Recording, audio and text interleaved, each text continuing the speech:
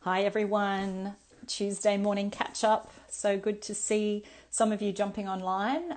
Linda here from the She Is Project with our what has become a regular interview on Tuesdays and just having a chat to some of the people who have shared their stories with us over the years and uh, really enjoying the opportunity to get to know the woman behind the story. And we're just about to be joined by our special guest today. Just waiting for that request to come in. And we're getting hello to Amanda. Any minute now, I'm going to see her face to face in real time, all the way from WA. Yay! Hi. Hi. I always look so startled when I see people, like I'm not expecting to see a face. It's like, oh, there she is. I think it's because we actually pulled it off. It's like, I did it. I did it. Like every time, technology, doesn't matter how amazing we are at technology, it's like, did we just do that? Did we I do know. it? It's like you're so right. Every time you feel like this will be the one time It's like a when win. We've had so many times when it hasn't worked. It's like, okay, technology, please do not fail me now. I think, I don't know about you, but because I have so little confidence in my own understanding of what we're doing, I know that if technology doesn't come through, I've got nothing to offer. Oh, so funny. Hi, Ellie. Ellie Beavis, all the way from LA. How are you? And what a beautiful connection that obviously we both know the beautiful Ellie Beavis. So Yeah, we do. I didn't even know that. I'm sure Well, there will be people that we both know and we don't know the mutual connections. yeah, well, that's one of the beautiful things about community and particularly technology is Yeah. that it's given me the opportunity to do things like this. I'm a late adopter. I know there's lots of people out there. I think you're probably an early adopter from what I Yeah, can tell. it's the early adopter kind of space. Yeah, I'm a late adopter. I said But to my I, 19-year-old daughter, I do get overwhelmed by it though. oh, okay. Well, I didn't start wearing ripped jeans till about 4 years after everybody else. So Oh, that sort of sums. I want to make sure that, is this a thing? Are we really doing this? Okay. Yep. oh, Everyone's doing it. Okay. I'll jump in now too. oh, that's so funny. I remember like maybe 3 or 4 years ago, I wore ripped jeans to speak at an event. And one of my really good friends, her name is Kelly Chisholm, I came back to have some dinner after the event, after speaking, and I walked in with my ripped jeans. And she's like, you cannot wear that to speak. And she's not really that kind of person, but I think she was just like, okay, there's a line and you just cross the line. And they're laughing at me. But the reason why, there is a reason why, is that my ripped jeans, actually the whole knee was missing. And the reason the whole knee was missing is I'd been on an aeroplane that week and the rip had ripped even more from an aeroplane seat. So they were just like, yeah, nah, those jeans are mega ripped. They're like done. They're not even op shoppable. They're like straight to the bin. So I haven't worn ripped jeans since that moment. I think this is like therapy now that I'm getting it out. That I Well, just as you were waving goodbye to your ripped jeans, I was deciding, I think it's time. So, so but it's funny. nice that we've managed to meet in the same space at the moment, that I'm in Instagram Live finally, and I feel like you're a pioneer of a lot of this stuff. So thanks for for jumping in, and uh, Oh, and thank you. and thank you for those of you who don't know, who haven't bought a copy of Volume 2 yet. Amanda is one of the contributors, a beautiful story, which I really think encapsulates so much of the heart of what we do at the She Is Project, and is certainly a space that both Amanda and I are passionately committed to, and that's the value of story, Mm, particularly its power to transform both in a positive and at times quite destructive way, unless we become aware and intentional about the way we use our story and the story that we tell ourselves. And so I'll jump in because we were just having a little catch-up chat initially, and just for everyone that's joined us to say, Amanda is an incredible author, speaker, communicator, community builder, early adopter, as opposed to late adopter of all things new and innovative. I'm saying this as a person that has admired you from afar for a long time. Your commitment to creativity and helping those of us who maybe don't consider ourselves traditionally creative to recognize that we're all creative in our own way. Yeah, we And Amanda has a website, and I'll get her to reiterate the details of that at the end, but it's basically yourname.com, amandaviviers.com. And there's amazing resources on there that you can access immediately if you're like me, who just wants to digitally download and look at it straight away, but also some hard copies of fantastic manuals and books, and you run some retreats as well, which I know that's a whole other hashtag COVID, catastrophe for for those of us that are used to doing live things. I'm supposed to be in Bali right now, running 2 sold-out retreats. I'm supposed to be in Bali right now. But I remind myself that there is much more loss happening around the world, and it's okay. And I get to be home with my family, which I just love. I love. Who's this? This is Amy Joanna. Hi, Amy Joanna. I'd love to attend your retreat, Amanda, but too many miles away. Where are you, Amy? Tell me where you are, and I'd love to tell you some of my plans upcoming later. Yes, that's a great idea. And this interview will be permanently in place on our IGTV feed and on our website as well. So if you miss any information, you can always go back. And certainly I'll put all of Amanda's contact details on what they call the show notes, although that sounds like we're a bit more impressive than we actually are, speaking for myself.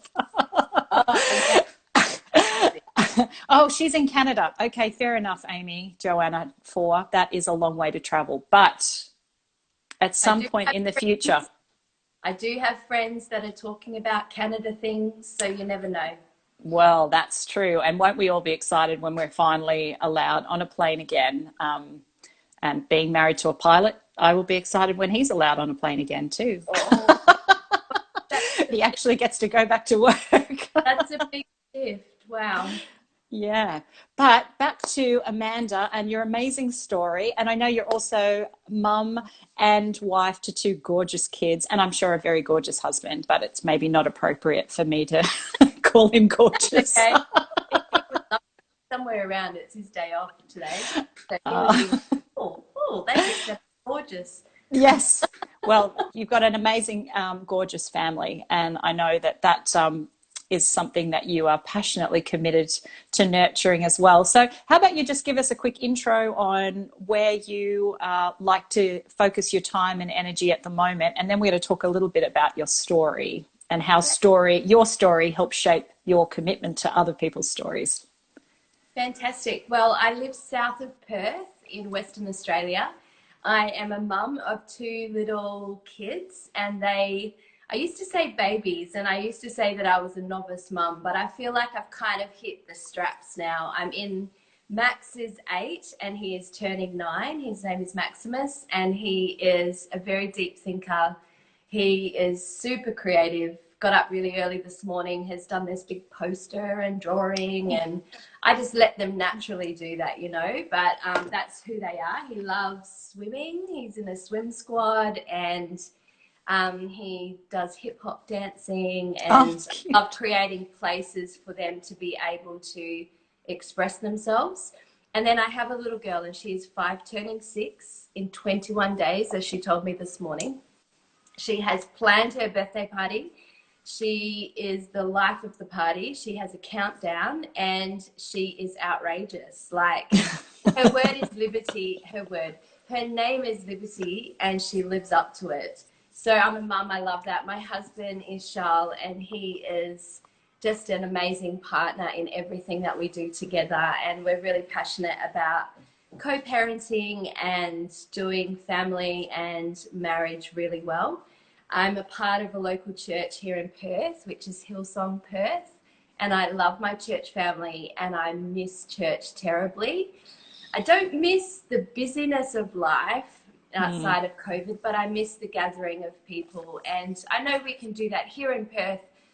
We've actually had heaps of restrictions lifted, so we can still gather in our homes with friends and family, but there's just something about being in a bigger corporate space and being able to just see all our friends and celebrate in the beauty of community. And I'm a writer, so I have to date published 10 books, and they're all different.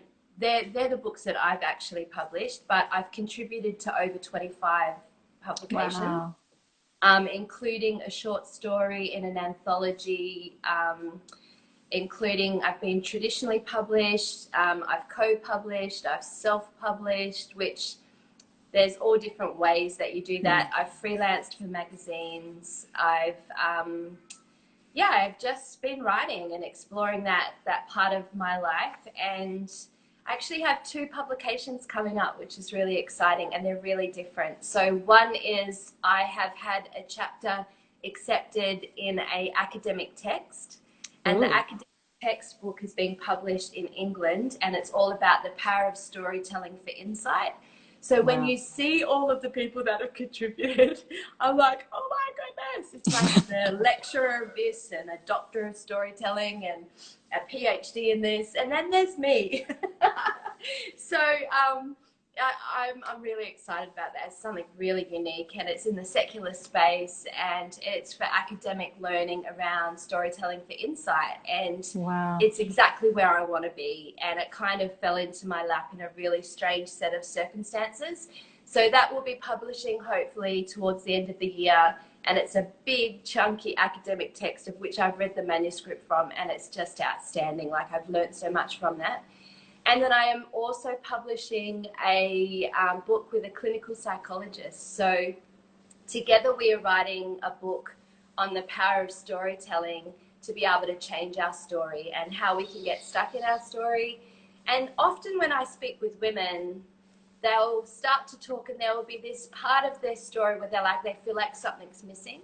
Because I think there's a part of all of us where we feel like we were designed for significance. We were designed to do something more, to be something more. And I think that's what our culture tells us as well. But there's something within all of us that feels like we want to contribute. We want to leave a legacy. We want to do more than what we're doing right now. How can we lean into the spaces that are important for our future and what that looks like? And so what we've done is we've both co-written, and it's really different. I've never co-written like this before. So we're writing chapter by chapter. Chapter by chapter, what we're doing is can you hear my washing machine in the background? Yeah, I can. I feel so distracted by it. But I wouldn't have known it was a washing machine until you said that. I just felt, oh, it's a nice little hum. Cycle? It's right at the spin cycle. So hopefully it finishes really soon. And I'm like, that noise, it's like we're on a plane. We could just imagine we're on a plane and it's like, yeah. Let's go with that. That's much more glamorous than a washing machine. So funny. So anyway, the big idea is we're reframing our story around beauty and what we've been told about beauty and what beauty, our relationship with beauty looks like, particularly for women. We're secondly writing about our relationship with authority. And like I put up on Instagram recently, what's your relationship with authority? And most people are like, I hate it. Like I just, like how the way that we intersect with authority comes from such a place of repelling. Either I don't want to be a leader, don't get me to lead, or I look at leadership and I'm like, they just want to tell me what to do. They want to control me. Like there's this part of it. But there's a part of authority that actually is really freeing, because when there's scaffold and boundary around us, it means that we can create in a much more fluid way because we know what the boundaries are. And the other side of it that we're working on is actually where we get our permission from. The amount of times when I mentor women around telling their story and writing their story and publishing and all of those things. So often they're waiting for someone else to give them permission to do the thing that they know that they're already meant to do. And as women, so often we can get stuck in our permissions. We're like, oh no, we don't even realize that we've got this list of permissions that we're like, I need permission to do this, I need permission to do that, I need permission to do this. And if we actually started to unpack that part of our story and go, you know what? You already have permission. You have permission to be the person that you dream of. You have permission to live large and to live authentically. You have permission to change your life. You have permission to get a new job. You have permission to change towns. You have permission. It's actually how do we relate with authority that we're waiting for someone else to tell us what to do. So that's only two parts of it. And I've talked for way, way, way too long. But you're the guest. You get to talk. I think you asked me one question and I've answered for about 15 minutes of that question. So can I keep going with what our manuscript is? Is that cool? Yeah. So our relationship with beauty, our relationship with authority, our relationship with compassion and self-compassion, and the way that we speak to ourselves with self-compassion. And so often the greatest critic is actually our inner critic. And as we're starting to express our story, as we're starting to share our story, as my washing machine is stopping its cycle, it's that capacity for us to be able to really lean in with self-compassion. And I've been reading lately Aundi Kobler's book, Try Softer, rather than Try Harder, you know. And I think that's being moved with self-compassion towards ourselves, you know. And as women, we can be our own greatest critic. And so how do you explore that and what does that look like? And the last part of the book that we're writing together is all about our story and the way that we share our story. And often we get our inspiration from other people's stories, you know, like your magazines. I've got them here. Your magazines are just stunning and they're full of people's stories, and there's insight and there's inspiration and there's beauty in the midst of all of these stories, and there's wisdom and there's power and there's aha moments. It's like, wow, yes, I'm not alone. I'm not alone. Me too, you know. But you know what the interesting thing about our culture is that we've put testimony and we've put story on a pedestal, and we think that our greatest insight comes from other people's stories. And the funny thing is, what if we flipped that and said the greatest insight actually comes from our own story? And self-awareness as a leader, self-awareness as a mum, self-awareness as a wife, self-awareness as a pastor, self-awareness as a coach is actually our greatest toolkit to be able to help others. So what we do is there's a bridge of story where we're sitting over the other side of the bridge and we're reading other people's stories and we're trying to bring that insight back over and apply it into our own life. What if we flipped that and we said, how can I learn about why I'm responding this way? How can I learn about my story? How can I learn about my family? How can I learn about my worldview and the way that I'm asking those questions? How can I learn about my mindsets? Am I in a fixed mindset or am I in a growth mindset? How can I find ways to be flexible to change? Why am I responding this way? As soon as, not in an internal, selfish, self-reflected way that gets stuck down deep, but actually builds a scaffold out to help others. And as we learn from our own story, the insight that comes from that brings courage, it brings confidence, it brings opportunity.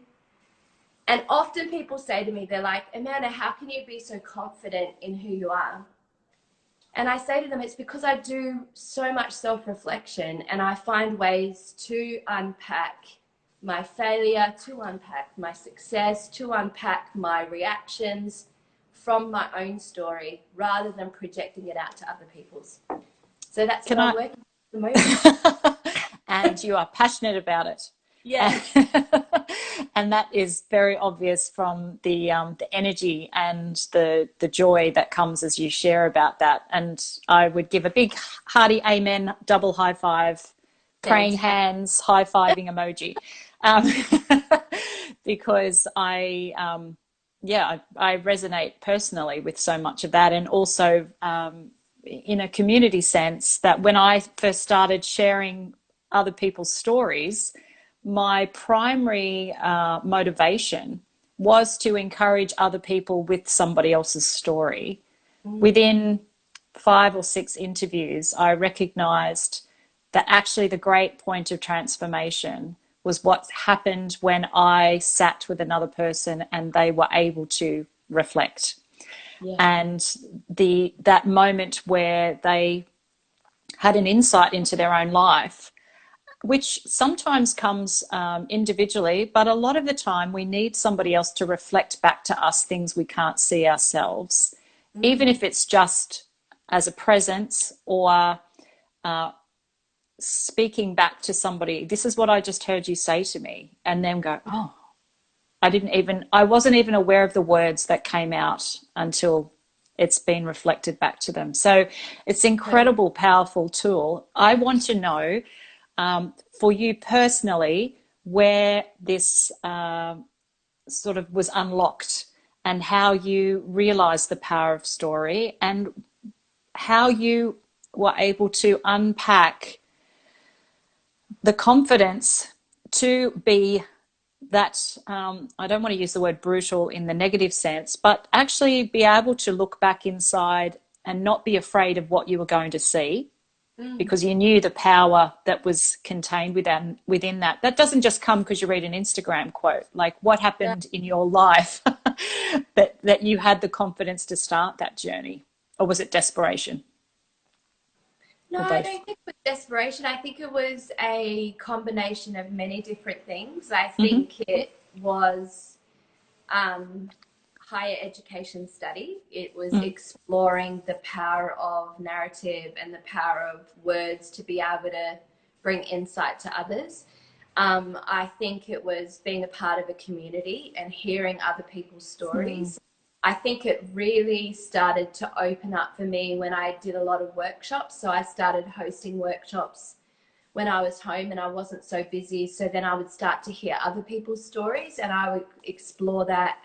And that facilitation of small group work just became so powerful. I think it's when I went to therapy and had different kinds of therapy. So I've had mentors, I've had coaches, I've had psychologists, I've had counselors, I've had chaplains. There's all different kinds, and I think they all serve really different purposes. I've been to prayer counseling, and I absolutely love the process of sozo prayer. So it's going through different parts of our story and being able to unpack that. I think it's a combination of so many different things. And I think if I could bring it down to just one thing, I think when I was a teenager, I made a commitment that I would always be ever learning. And I think that one thing has brought so much exploration and curiosity into my life, because I made a choice that it didn't matter whether I was 80 or I was 60 or I was 20, that I was going to be learning. And when you sit in the seat of the learner rather than the knower, if you sit in a room, it doesn't matter if you do have the most experience in the room, but if you sit in the seat of the learner in every room that you walk into, the insight that will come into both your own story and the people who are sitting in the circle, it will open up so much opportunity for growth and transformation for you. So I think if I had to say one thing, I would say it's my decision to be ever learning. So where did that humility come to actually adopt the posture of a learner? Because that is automatically saying, I don't know everything, and I am okay to admit that. That's not a natural space for probably most people, if I'm going to be honest, and it requires a humility that I don't know. How did was it modeled to you? Were you I think back in my early 20s, I was a part of a radical team of people that built a phenomenal church. right? So I watched people who are 10 years, 15 years older than me do phenomenal things. And I think that impacted me. I traveled a lot to the developing world and I sat and watched and listened to stories of women, particularly who had nothing but were living the most extravagant lives. So I think it came back to a radical team of people doing really brave, authentic work. Back before Brené Brown was known by anyone, we would be really honest. We would be in leadership meetings and just be really honest. And we would try really different things, and we would explore our story as a team really bravely. So I think that was modeled to me. So that, which is extraordinary, and a gift. Were you aware of the risk involved in making yourself that vulnerable at the time? Yeah, I think so. Um, and it came at a cost, you know, there was a lot of conflict, but Right. the conflict was always resolved Okay. in a really powerful way. And when you're doing stuff in big scales at that authentic as well, you know, that was before social media, it was before. So we've kind of all been forced into authenticity, even if we don't really love it. But otherwise, we end up living two lives, you know, like social media is terrible, but at the same time, it's brilliant because it's put everyone on a level playing field. Suddenly, you don't need a platform or a church community to be able to speak to thousands. Like, it's like completely upended leadership. It's turned the leadership triangle upside down. But you do have the opportunity to carefully curate what it is that you give out to people on social media. So there's still a tension there. Totally. Be, I think it will trip you up. yeah, I mean, I personally, I don't have the energy Yeah. to manage both. Yeah. So, but that came at the point where I was feeling a tension to present something that I thought other people wanted to see Yeah. versus what was my actual sort of bruised and bloody reality. Yeah. And so I suppose how do you manage that tension? You're a much more experienced social media user than me. You've probably seen a lot more of that. What words of wisdom do you have? I think it was really interesting. I sit in a Facebook group for WA social media people. And at the beginning of COVID, I was waiting for it. I thought it would come. But at the beginning of COVID, someone really, I think naively, but also honestly, like both together, put into the Facebook group. And it's a large Facebook group. Like, basically, what are we going to do now? There's no cafes. We have to stay home. Like, how do we keep up, you know, like the travel Instagrams, all of those, like, how do we keep pursuing for them what is business, is their business? How do we do that in this new age? And if I could have replied to her, of which I didn't, because in some ways a comment doesn't bring insight like this does, you know. I would have said it's an amazing opportunity for you to actually walk your people into the truth of what your life is, because there are people that create an influential platform here on these platforms that looks nothing like what their life looks like. So they might live in a shoebox in New York, but it looks like they live in the Hamptons, you know, like. And I think my insight to that would be, number one, what are you projecting in your life? Like, is that the life that you want to live? Then how do you build a bridge between that life and where you are right now? And secondly, I think the responsibility of the people that we communicate to, because if we're not honest, it doesn't mean that we have to be all, you know, like, there's a difference between authenticity, what's personal, and what's private. So for me in my marriage, authenticity is that I'm married to an amazing man. You actually won't see a lot about my husband on social media because his work is actually extremely sensitive and confidential. Like, I can't talk a lot about him online.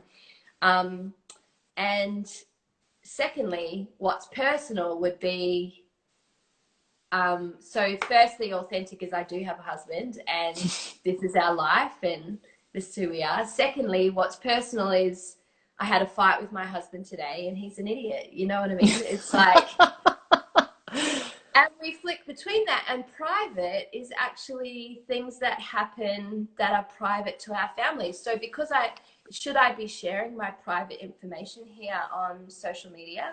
I don't think I should. Personal, I think it comes back to your own preference and what that looks like. But I think the important part is, if there's another person that's a part of that story, how do you hold with respect what's important to them, and how do we do that well? And you can't create context on social media. So I could say we've had a fight this morning, which we haven't, but at the same time, no one knows the context of what happened and how that worked and what's happening in our life. And like, as a family, there's so much going on for us at the moment. So can I be authentic? Yes, I can write courageously, but do I have to be personal? No, I don't.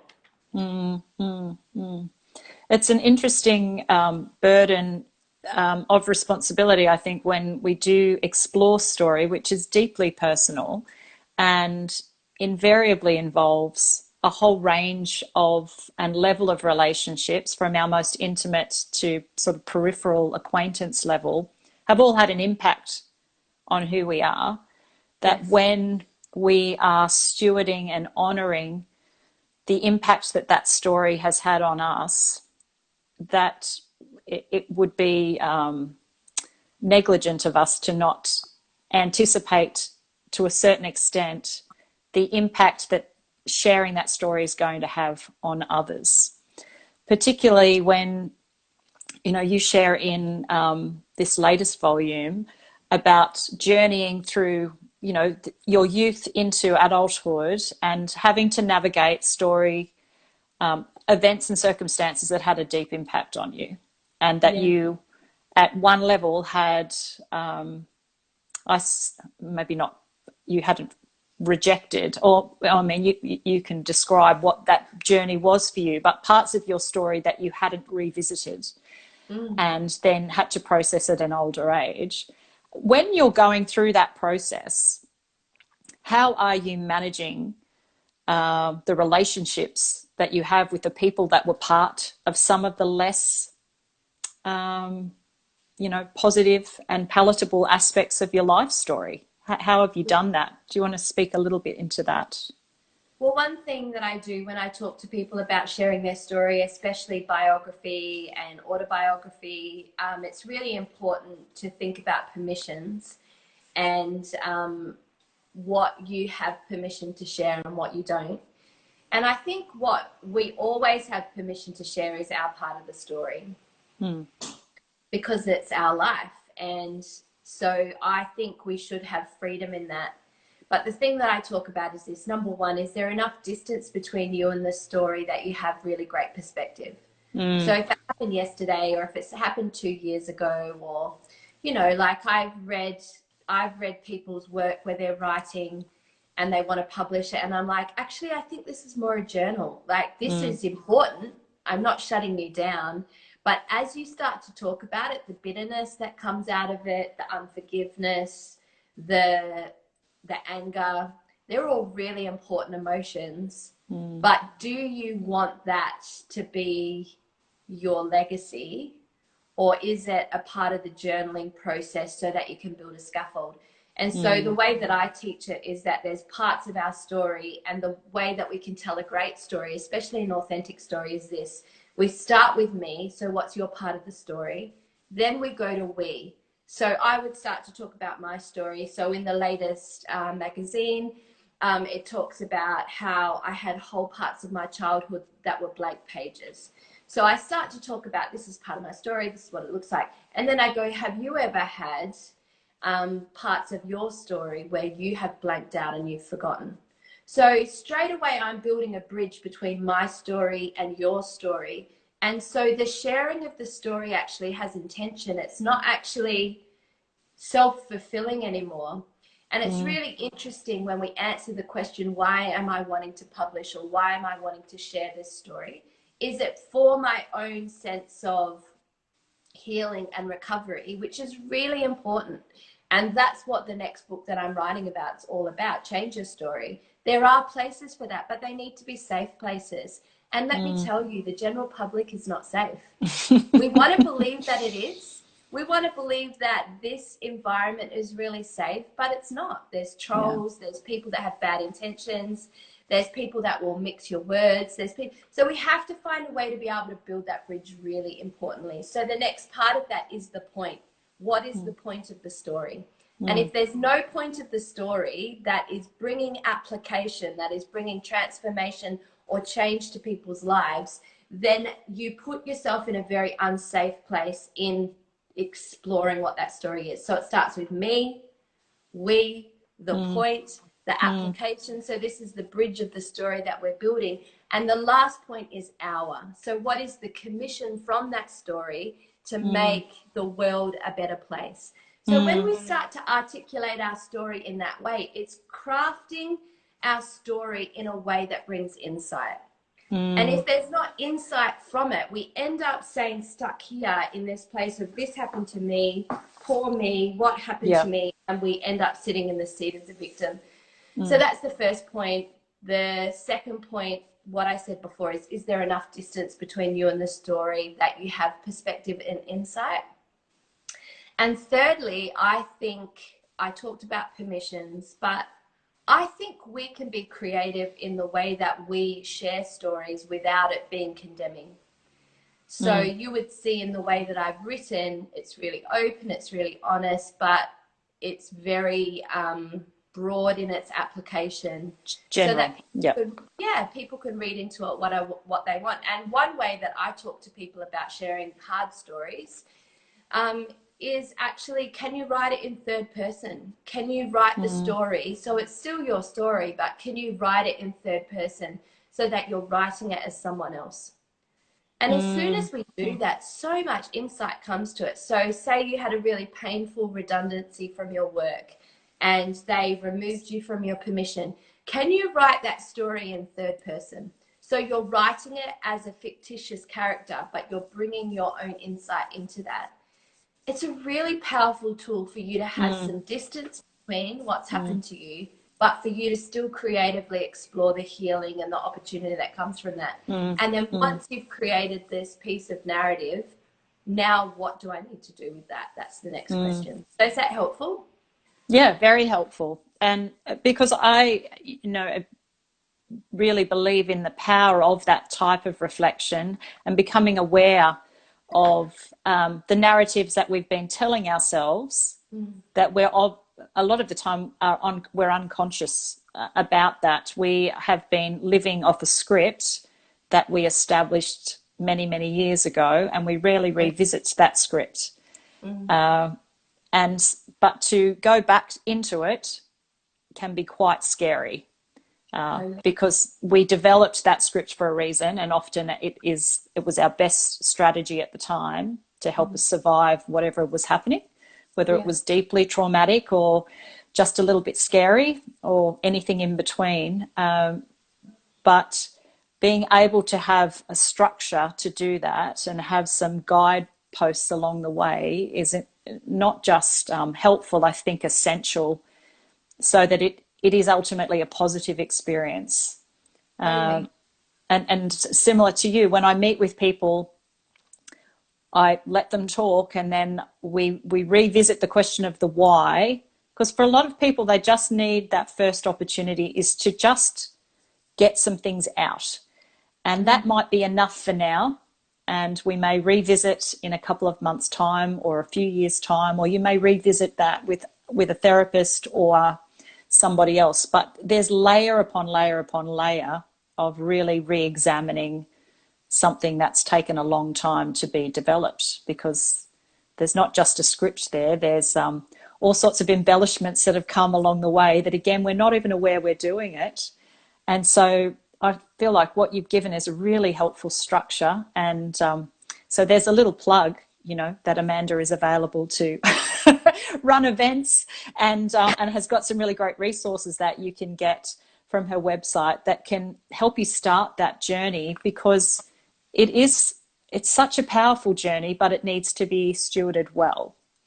And so if you were talking to somebody who was saying, okay, I feel like I'm ready, I'm ready to begin to reflect in an honest and brave way. What do you think could be the best first step for someone in that situation? I think a really powerful tool for writing for insight and writing our story for insight is it doesn't have to be for other people, it can just be for ourselves.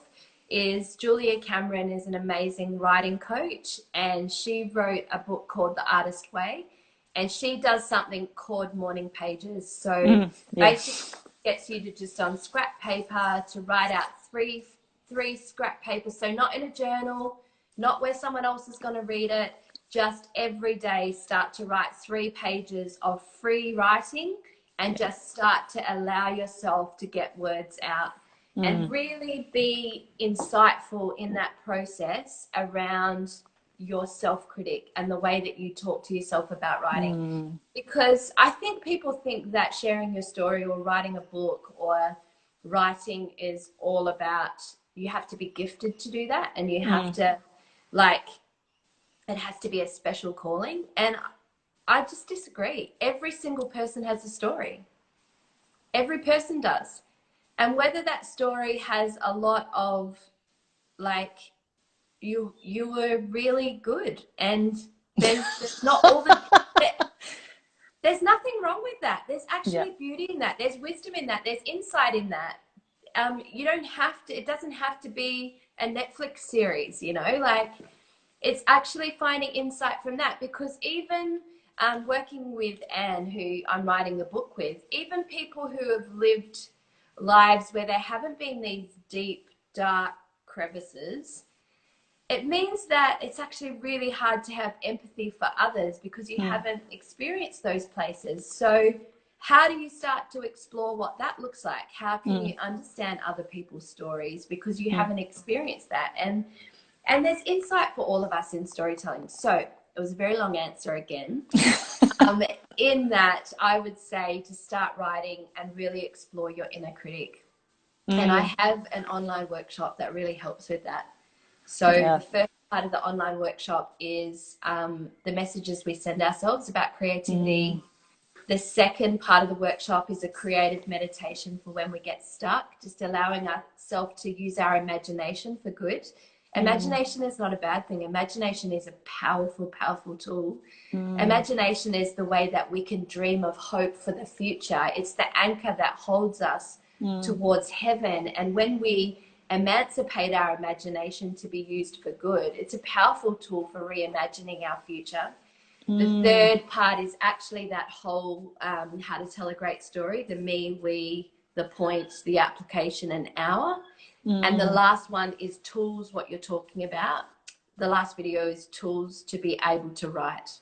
And that's what, it's all set up really easy, really short videos, but applications of everything that I teach. Oh, fantastic. And so highly recommend that you check that out.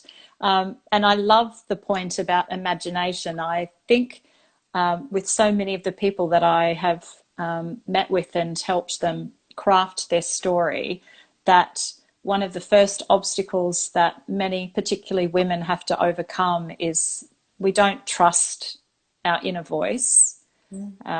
We have been told in many different ways that we can't trust that voice, that it's our enemy. And oftentimes it speaks to us like we are the enemy. We often, as you've already mentioned, have a very strong inner critic. But we also have an amazing ability to imagine and create and craft a new story in partnership with God.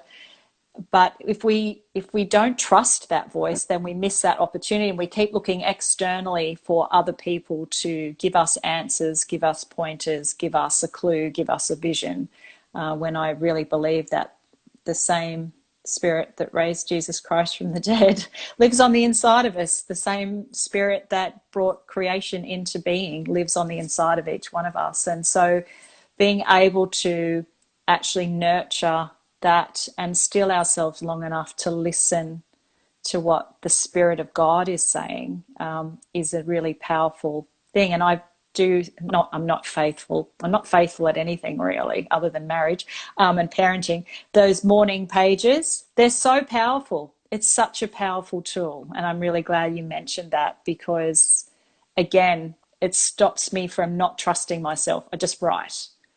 And then sometimes I read it and I think, oh my gosh, that was a load of rubbish. And other times I'm like, oh, I'm a genius. Yeah. The interesting thing that you've brought up is about trust. And I think we don't realize how important trust within ourselves is.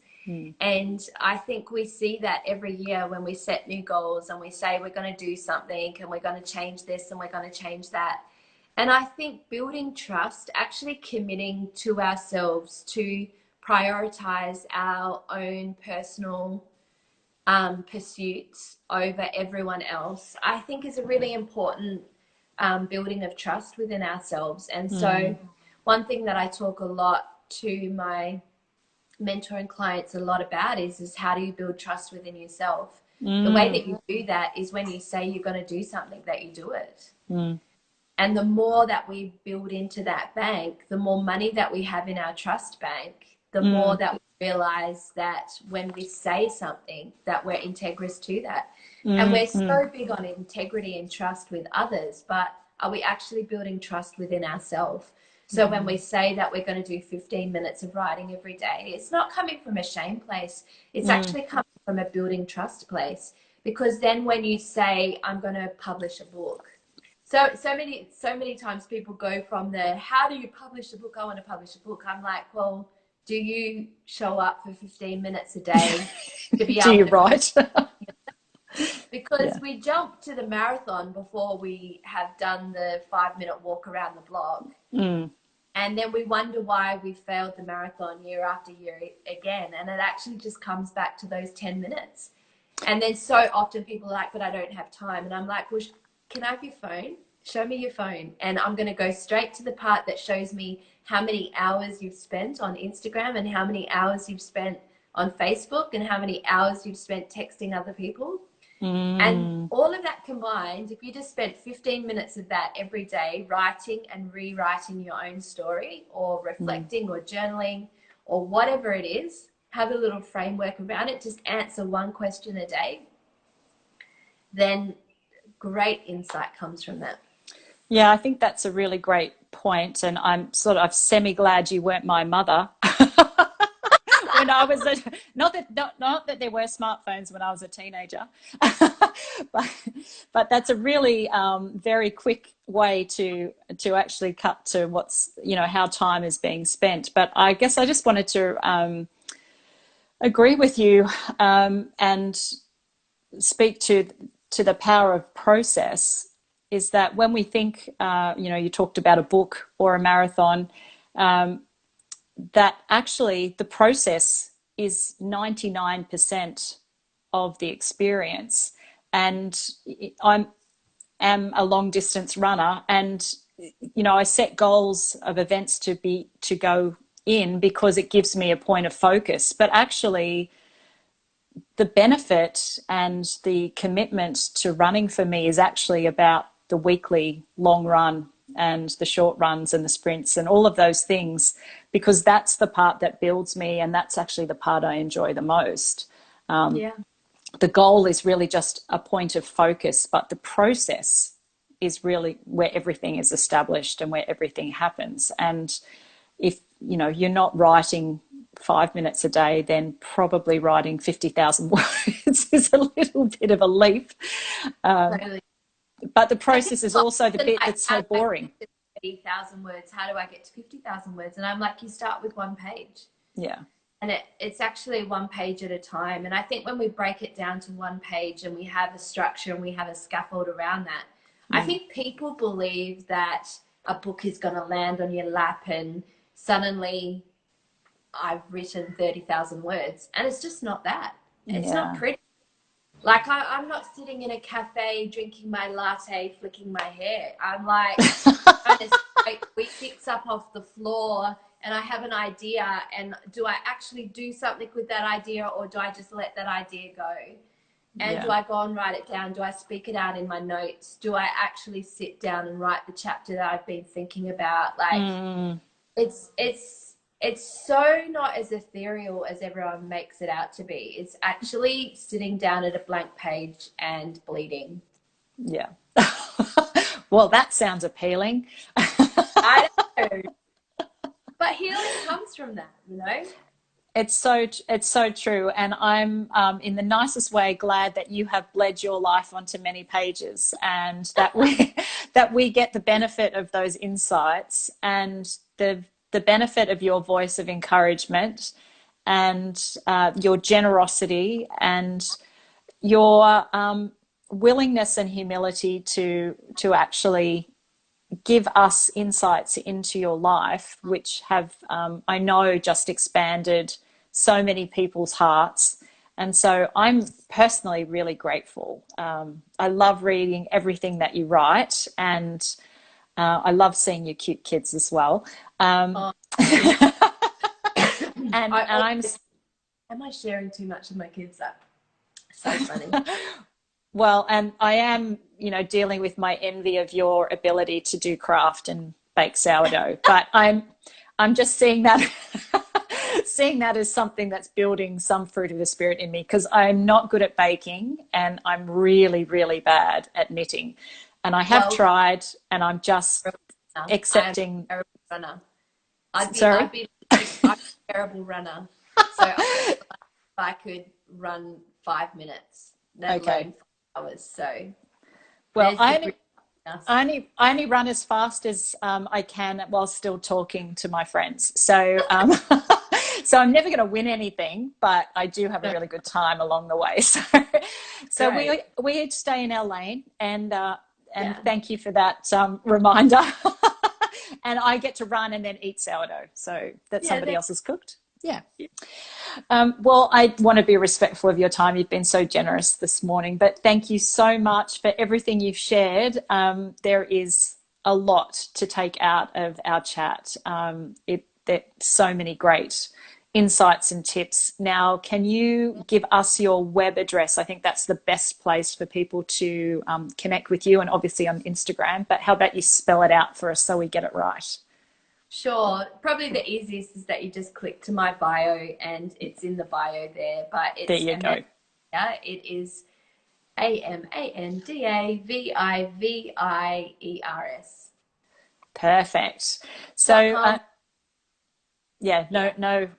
nothing more, just a .com, but it'll be in my link as well. And you can always just click straight through this Instagram profile. But thank you so much, Amanda. It's been a pure delight for me. I love your sweater. I think I've admired it before when you've knitted that one, haven't you?